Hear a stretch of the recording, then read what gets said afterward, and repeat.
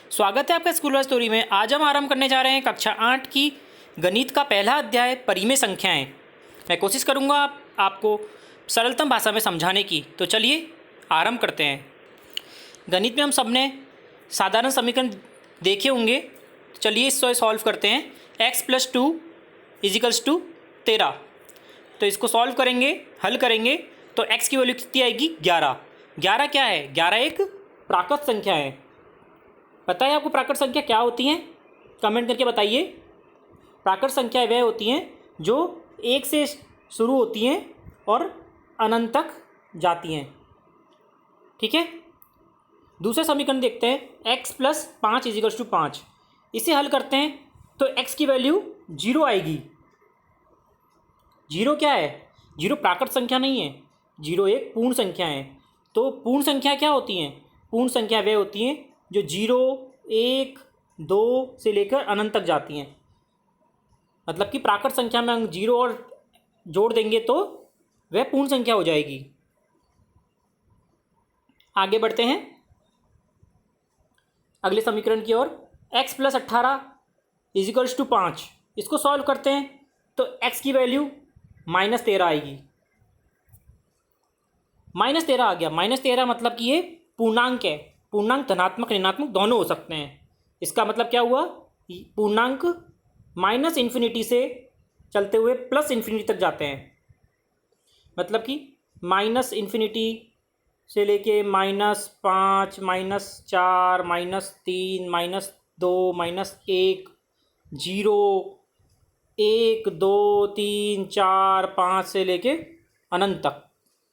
मतलब कि -∞ से लेके -अनंत से लेके +अनंत तक। चलिए आगे बढ़ते हैं अगले समीकरण की ओर। 2x = 3। दूसरा है 5x + 7 = 0। पहले को सॉल्व करते हैं तो कितना आएगा? 3/2। दूसरे को सॉल्व करेंगे तो कितना आएगा? -7/5। दोनों किसकी फॉर्म में? p/q फॉर्म में। p/q फॉर्म में जो होती हैं वो क्या कहलाती हैं? परिमेय संख्याएं। चलिए आगे बढ़ते हैं। परिमेय संख्याओं के गुणधर्म जानते हैं। पहला है संवर्त। संवर्त क्या होता है? पूर्ण संख्याएं। प्रथम पूर्ण संख्याओं के बारे में देखते हैं। पूर्ण संख्याएं जो 0 से स्टार्ट होती है और अनंत तक जाती हैं।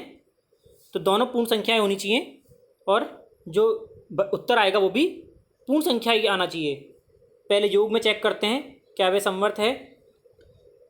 योग में 0, 5 लिया अपने, उन दोनों का योग किया तो कितना आया? 5 आया। तो 5 भी क्या है? एक पूर्ण संख्या है। इसका मतलब क्या हुआ कि हम दो पूर्ण संख्याओं का योग करेंगे तो पूर्ण संख्या ही आएगा। मतलब कि वह संवर्त है। अगला देखते हैं व्यवकलन, मतलब घटाना।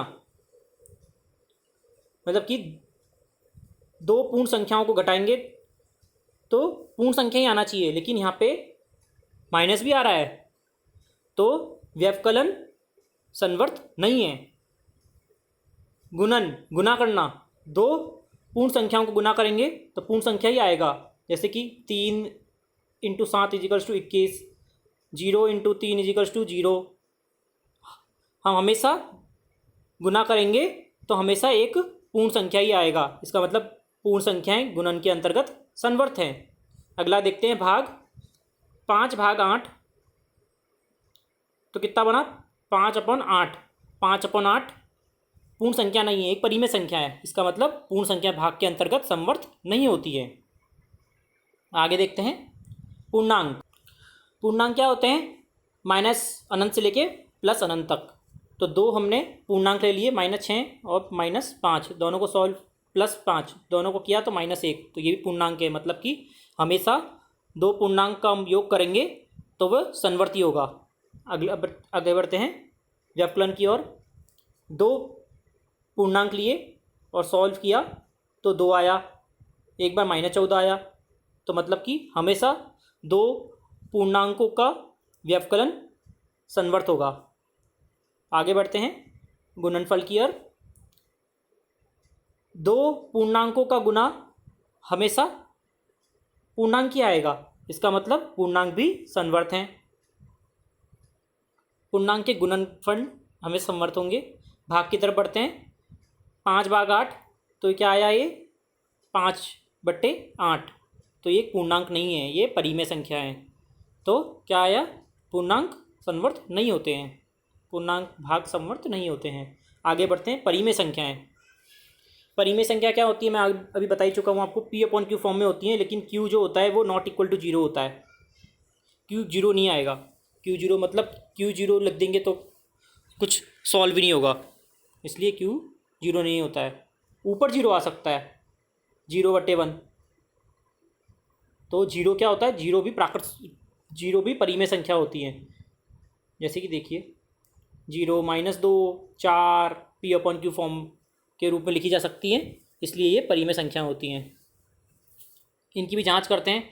2 परिमेय संख्या लेते हैं, उन दोनों को प्लस करेंगे, योग करेंगे तो क्या आएगा, परिमेय संख्या ही आएगा, मतलब कि संवर्त हैं। आगे बढ़ते हैं। अगर हम घटाएंगे, व्यवकलन करेंगे तो क्या होगा, एक परिमेय संख्या ही आएगी। इसको सॉल्व करेंगे तो परिमेय संख्या ही आएगी, इसका मतलब कि वह भी संवर्त हैं। जैसे कि इसको सॉल्व किया तो कितना आएगा, -7/40, जो कि क्या है, एक परिमेय संख्या है। तो वे परिमेय संख्याएं व्यवकलन के अंदर संवर्त होती हैं। आगे बढ़ते हैं गुणनफल की ओर। अगर हम गुना करते हैं 2 परिमेय संख्याओं का तो हमेशा परिमेय संख्या ही आएगी, इसका मतलब परिमेय संख्या भी संवर्त होती हैं। भाग करते हैं, भाग किया, ये आया -25/6, ये तो एक संवर्त हो गई। लेकिन हम अगर किसी भी संख्या का 0 से भाग दे देंगे तो वह संवर्त नहीं होगी। इसका मतलब क्या हुआ, हमेशा परिमेय संख्याएं भाग के अंतर्गत संवर्त नहीं होती हैं। जैसे कि लिखा हुआ है, परिमेय संख्याएं a के लिए a भाग 0 प्रभावित नहीं है, अतः परिमेय संख्याएं भाग के अंतर्गत संवर्त नहीं होती हैं। आगे बढ़ते हैं, इसे भरिएगा, पढ़ा चुका हूँ मैं आपको। क्रम विनीयता। क्रम विनीयता मतलब a + b = b + a, मतलब हमने क्रम बदल दिया उसका, तो कोई क्या फ़र्क पड़ेगा। पहले पूर्ण संख्याओं की तरफ बढ़ते हैं। a और b दोनों पूर्ण संख्या लेनी है। पहले योग कर रहे हैं हम। 0 + 7 = 7 + 0। हमने क्या कर दिया, क्रम चेंज कर दिया इनका, लेकिन उत्तर पे कोई फर्क नहीं पड़ा। उत्तर क्या आया, 7। इसलिए योग क्या होता है, क्रम विनिमय होता है। आगे बढ़ते हैं व्यवकलन की ओर। अगर हम व्यवकलन करते हैं, जैसे कि यही संख्या ले लेते हैं, 0 - 7 = 7 - 0, क्रम विनय कर दिया। लेकिन इसका क्या आया, -7 = 7, दोनों इक्वल नहीं है, ये माइनस में ये प्लस में है, इसका मतलब ये व्यवकलन क्रम विनिमय नहीं होता है। गुणनफल की ओर बढ़ते हैं, मतलब कि 0 × 7, 0 क्या, वो तो पूर्णांक जाएंगे, मतलब कि 1 × 7 = 7 × 1 लेते हैं तो 7 = 7 आ रहा है, मतलब कि गुणनफल की ओर गुणन क्रम विनिमय होता है। भाग की ओर बढ़ते हैं। 1/2 = 2/1, दोनों इक्वल नहीं है, मतलब कि भाग क्रम विनिमय नहीं है। आगे बढ़ते हैं पूर्णांक की ओर। पूर्णांक में दोनों पूर्णांक लेने हैं हमें योग में। जैसे कि हमने ले लिया -5 + 5 = यहाँ पे ले लिया -5 + 5, इधर -5, दोनों कितने आ रहे हैं, 0 0 आ रहा है, मतलब कि योग क्रम विनिमय है। किसके उपलक्ष्य में, पूर्णांक ले रहे हैं हम दोनों। पहले क्या लिया था हमने, पहले हमने पूर्ण संख्याएं ली थी, अब ले रहे हैं हम पूर्णांक, जो कि -अनंत से लेके +अनंत तक होते हैं। व्यवकलन में 5 -3 ले लिया = -3, और इधर -5 ले लिया, लेकिन दोनों इक्वल नहीं आएंगे। ये 2 हो रहा है, इधर वाला ये 2 हो रहा है और ये कितना आ रहा है -8, दोनों बराबर नहीं है, मतलब कि व्याकलन कर्म में नहीं होता है। गुणन लेते हैं, गुणन में ले लेते हैं -2 मल्टीप्लाई 2 ले लिया। अब इधर ले लिया हमने +2 मल्टीप्लाई -2, कितना आया -4 इजिकल्स टू -4, मतलब कि दोनों बराबर हैं, मतलब कि गुणन कर्म विनिमय है। भाग ले लेंगे, जैसे कि -1/2 इजिकल्स टू -2/1, दोनों लेकिन इक्वल नहीं है, मतलब कि भाग कर्म में नहीं है। अब परिमेय संख्याओं को चेक करते हैं कर्म विनेता। योग के अंतर्गत देखते हैं, पहले दो संख्या ले लिए -2 और 3 + 5/7, ठीक है, कितना आया 1/21। अब हमने कर्म विनिमय कर दिया, 5/7 इधर लिख दिया प्लस 2/3, दोनों का आंसर कितना आया 1/21, मतलब कि योग के अंतर्गत कर्म विनिमयता होती है परिमेय संख्याओं में भी। ठीक है, व्यवकलन की तरफ बढ़ते हैं। 2/3 -5/4 इजिकल टू 5/4 - 2/3, इन दोनों तरफ आंसर अलग अलग आएंगे। इसका मतलब कि परिमेय संख्याओं के लिए व्यवकलन कर्म विनिमय नहीं होता है। अब गुणनफल देखते हैं, -7/3 इंटू 6/5 कितना आया -42/15। ऐसे इधर करते हैं, कर्म विनिमय कर दिया हमने, पहले 6/5 लिख दिया, गुना -7/3 कितना आया, वही आया 42/15, मतलब कि कर्म विनिमय होता है, परिमेय संख्याओं के गुणन का कर्म विनिमय होता है। अब भाग के अंतर्गत देखते हैं, -5/4 डिवाइड 3/7, उल्टा कर दिया 3/7, माफ़ कीजिएगा 3/7 भाग -5/4, दोनों पक्षों का व्यंजक समान नहीं है। इसका मतलब क्या हुआ, कर्म विनिमय परिमेय संख्याओं का भाग कर्म विनिमय नहीं होता है। आगे बढ़ते हैं, सहचारिता। सहचारिता में क्या होता है, जैसे हमने लिख दिया 2 + 3 + 1 ब्रैकेट बंद इजिकल्स टू 2 + 3 + 1, तो हमने पहले ब्रैकेट 2 पे लगाया है, अब अगले पिछले 2 पे लगा देते हैं, तो क्या उत्तर पे कुछ फ़र्क पड़ेगा, देखते हैं सॉल्व करके। 2 + 3 1 कितना हुआ 6, यहाँ पे भी कितना आ रहा है 6, मतलब कि वे सहचारिता के योग सहचार्य है, पूर्ण संख्याओं का योग सहचार्य होता है। इसी प्रकार आगे बढ़ते हैं व्यवकलन में। मान लो 2 + 3 - 1, अब क्या कर दिया हमने, 2 + 3 - 1 ये वाला कर दिया, तो यहाँ पे कितना आंसर आया 4, और यहाँ कितना आंसर आया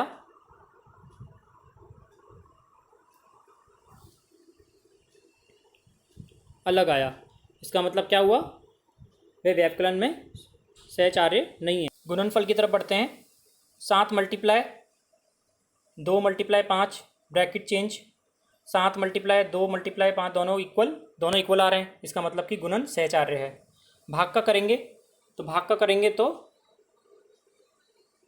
भाग b भाग c इजिकल्स टू a भाग b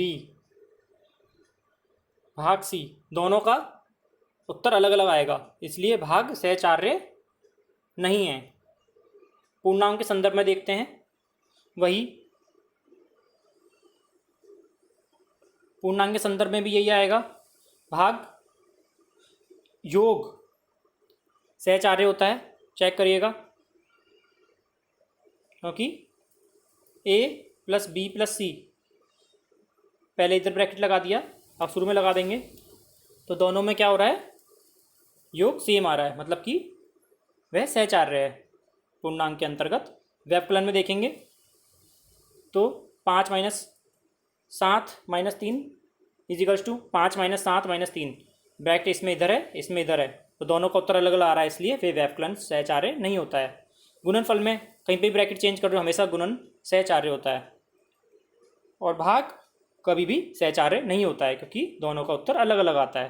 परिमेय संख्याओं को देखते हैं, पहले योग में देखते हैं। आप योग इस वाले ब्रैकेट में करेंगे या इस वाले ब्रैकेट में करेंगे, हमेशा योग समान आएगा। इसका मतलब परिमेय संख्याओं का योग सहचार्य होता है। व्यवकलन व्यवकलन इस वाले ब्रैकेट को सॉल्व करेंगे, इस वाले ब्रैकेट को सॉल्व करेंगे, दोनों में उत्तर अलग अलग आएंगे, इसलिए परिमेय संख्याओं के लिए व्यवकलन सहचार्य नहीं होता है।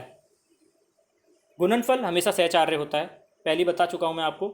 इसको सॉल्व करिएगा, दोनों में उत्तर सेम आएंगे दोनों तरफ, इसलिए हमेशा परिमेय संख्याओं का गुणनफल सहचार्य होता है। भाग भाग कभी भी सहचार्य नहीं होता है क्योंकि दोनों तरफ उत्तर अलग अलग आते हैं।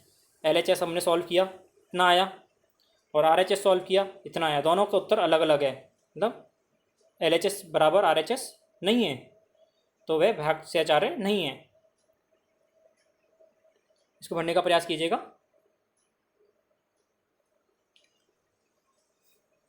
इसको सॉल्व किया है, पहले इन सभी का एलसीएम एक साथ ले लिया तो इतना आंसर आया, और अगर हम टुकड़ों में इनका एलसीएम लेते हैं, पहले इनका फिर इनका, जब क्या सेम आंसर आता है, जब भी सेम आंसर आता है, मतलब कि क्रमविनीत और सहचारिता के गुणधर्म की सहायता से परिकलन करना आसान है।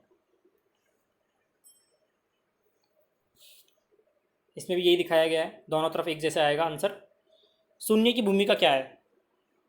अगर हम योग करते हैं शून्य का दोनों तरफ, जैसे 2 + 0, अब 0 को पहले लिख दिया, बाद में 2 लिखा, दोनों तरफ आंसर सेम आएगा, ठीक है। शून्य को परिमेय संख्या से में जोड़ना, परिमेय संख्याओं में पूर्णांकों में जोड़ोगे जब भी आंसर सेम आएगा, और शून्य को हम परिमेय संख्या में जोड़ेंगे, कहीं पे भी जोड़ेंगे तो आंसर सेम आएगा। इसका मतलब क्या हुआ? a + 0 = 0 + a = a होता है। b + 0, यहाँ b पूर्णांक है, 0 + b b आएगा। अगर c परिमेय है, यहाँ पे c + 0 0 + c करेंगे तो c आएगा, मतलब परिमेय ही आएगा, ठीक है। परिमेय संख्याओं के योग के लिए शून्य एक तस्मक कहलाता है। यह पूर्णांक और पूर्ण संख्याओं के लिए योज्य तस्मक है, ठीक है। एक की भूमिका, एक में भी हम गुणनफल कर रहे हैं, 5 × 1 = 5 आ रहा है, और 1 × 5 भी 5 ही आएगा। इसी तरह परिमेय संख्याओं में गुणन करेंगे तो सेम ही आंसर आएगा दोनों तरफ, ठीक है। तो परिमेय संख्याओं का गुणात्मक तस्मक होता है, क्योंकि a × 1 = 1 × a = a ही आएगा। ऋणात्मक की तरफ बढ़ते हैं। एक संख्या का ऋणात्मक होना, पूर्णांक हम ऋणात्मक पाए गए थे क्योंकि पूर्णांकों में क्या होता है, -∞ से +∞ होता है, तो माइनस प्लस माइनस, ये -1 है क्योंकि 1 + -1 और -1 + 1 हमें 0 ही आ रहा है, मतलब कि कोई फर्क नहीं पड़ रहा, दोनों तरफ सेम हो रहा है, ठीक है। और दो भी पुट करके देखेंगे, दोनों तरफ सेम आएगा। इसका मतलब क्या हुआ? a + -a = -a + a 0 ही आएगा, मतलब -a का ऋणात्मक a और a का ऋणात्मक -1 सेम होता है। परिमेय संख्याओं में भी हम करके देखेंगे तो वही गुण पाया जाएगा, दोनों तो हमेशा 0 आएगा अगर दोनों को तरफ करेंगे तो, ठीक है। आगे बढ़ते हैं। व्युत्क्रम, व्युत्क्रम मतलब a b, हम इसको व्युत्क्रम कर देंगे, मतलब b/a लिख देंगे, उल्टा कर दिया, इनको मल्टीप्लाई किया तो क्या होना चाहिए? 1 आना चाहिए, ये इसका व्युत्क्रम है। जैसे कि 8/21 का व्युत्क्रम क्या हुआ? 21/8, क्योंकि दोनों को सॉल्व कर रहे हैं तो कितना आएगा? 1 ही आएगा। इसी प्रकार -5/7 का व्युत्क्रम कितना हुआ? 7/5, क्योंकि इनका गुणनफल कितना आया? 1 आएगा, ठीक है। क्योंकि a व्युत्क्रम जब सिद्ध होगा जब a/b × c/d 1 आएगा, तो उसे क्या कहेंगे? व्युत्क्रम या फिर गुणात्मक प्रतिलोम। परिमेय संख्याओं के लिए गुणन के योग पर व्युत्क्रता, हमने 3 ले लिए, 3 परिमेय संख्या लिए, इन्हें हमें इस तरह लिखा है और इसको सॉल्व किया तो 5/8 आया। और अलग अलग सॉल्व करेंगे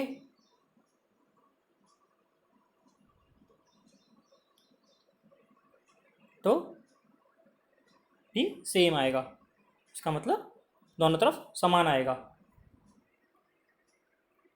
ठीक है, अब प्रश्नावली आ गई है। प्रश्नावली की मैं आपको लिंक अंदर डिस्क्रिप्शन में दे दूंगा और अपलोड भी कर दूंगा अभी। धन्यवाद।